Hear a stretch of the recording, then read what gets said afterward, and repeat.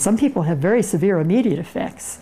Blinding, they just can't see anything. They lose their vision, they get severe headaches, they get sore throats, they feel dizzy, they get sick. Some people have fainted.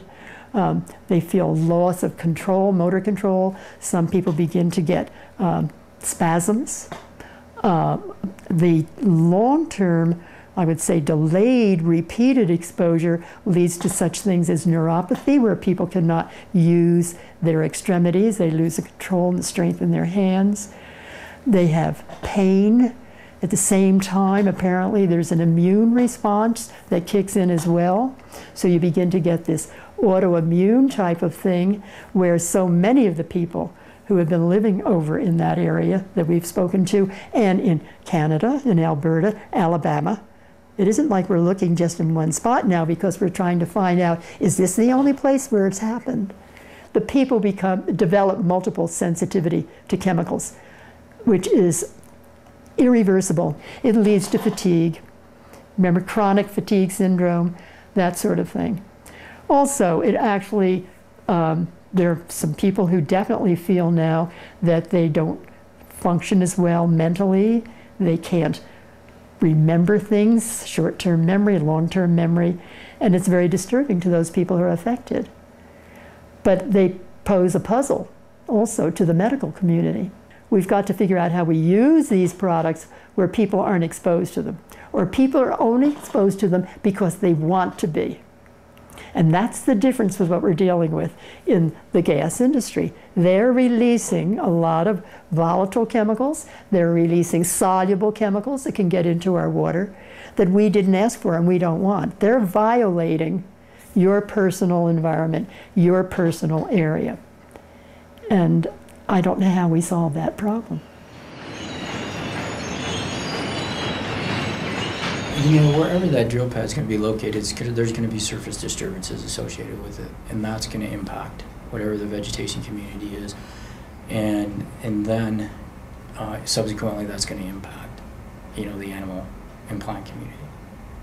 So, you know, if it's in the wetland, it's going to have impacts to the wetland community integrity and structure. If it's in the terrestrial habitat, it's going to have an impact to that terrestrial plant community, to those terrestrial animal species. Roads, development, construction projects, disturbances serve as conduits for weeds and invasive plants and the insects that follow. And so that areas that otherwise would be relatively isolated and potentially weed-free because there's very little access by road or other recreationists or whatever, once you put that disturbance in a long strip like a road or a pipeline, you go out and walk those, they're covered with weeds, and thus those weeds now have access to much greater area than just the narrow strip that represents the pipeline or the road. If weeds actually take over and predominate over your native vegetation, you completely change the structure of the vegetation, when things grow, how much cover there is on the ground, so erosion control, what goes into our rivers, and then what wildlife can make use of that area. If it becomes, you know, cheatgrass or other weeds, rather than a nice diverse sagebrush shrubland, you've really limited what native birds, including sage-grouse, can make use of the area. There's a very big concern for us with the integrity of the landscape. And as John mentioned earlier, we have what we call our B ranks, how we rank our sites on that scale of 1 to 5. One being irreplaceable site. If we lose that site, there's a good chance that we will lose species that are found no place else in the world. And although the sites that we're talking about today on the refuge are not at that irreplaceable level, they're not what we call a B1. They're at the B2 and B3 categories.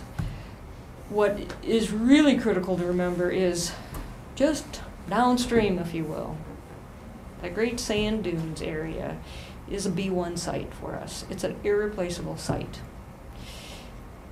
And we have approximately 30 of those in the state of Colorado. That if we lose those sites, we stand to lose species that are found no place else in the world. And so Colorado is responsible for protecting those sites. Great Sand Dunes, like I said, is one of those sites, and it's a B1 site for multiple reasons, but the primary reason is because of the 6 or 7 endemic insects that are found there no place else. And they are tightly associated with the sands. And those sands are tightly associated with groundwater. What happens if the groundwater is impacted? And we said you can impact the water on the Baca Ranch, but the true impact might be on the Great Sand Dunes. And that's our irreplaceable site. So we have to remember at a landscape level to look beyond where we're at and what's the impact much further away. Is there a big impact? If there is, we should know about it. And I highly recommend that all of us think about the impacts to the Great Sand Dunes and if there is an impact. And if there is, how we mitigate it. People are so concerned about the long-term water quality impact, which is very, very serious. We're being deprived of potable water because potable water is being used to drill. They can't drill with dirty water. They have to take good, clean water in order to drill a well. That's extremely important.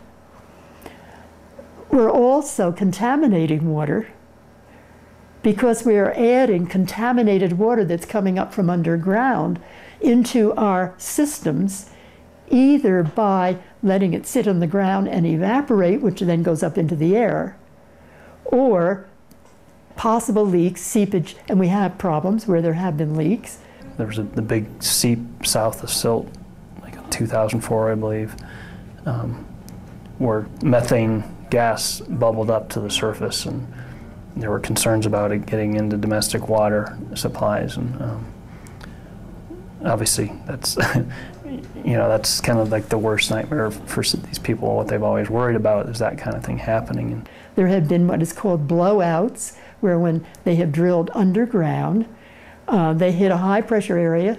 They're not prepared to deal with that, and the material that they've been drilling underground and everything else that's down there comes back up as well. So you get a lot of methane, you get a lot of petroleum products that come up that are very harmful, and you also get a lot of contaminated water. By and large, supposedly it shouldn't happen then. The gas formations are way down here and the domestic water supplies are near the surface up here, but through faulty drilling practices or failure to fully understand the geology, that managed to occur.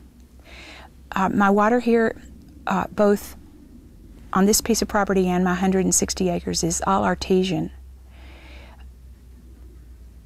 If that were contaminated, I'd have to leave. And I realize most drillers are going to say, we'll do everything we can to keep from contaminating the water. Once it's contaminated, it is. We live on these threads of water. And if much more happens along the edge of the Colorado River, or those feeder streams into the Colorado River, or the Rio Grande, for one, we're going to see serious problems. We don't have the technology today to get a lot of the chemicals out of the water at the concentrations that we need to now.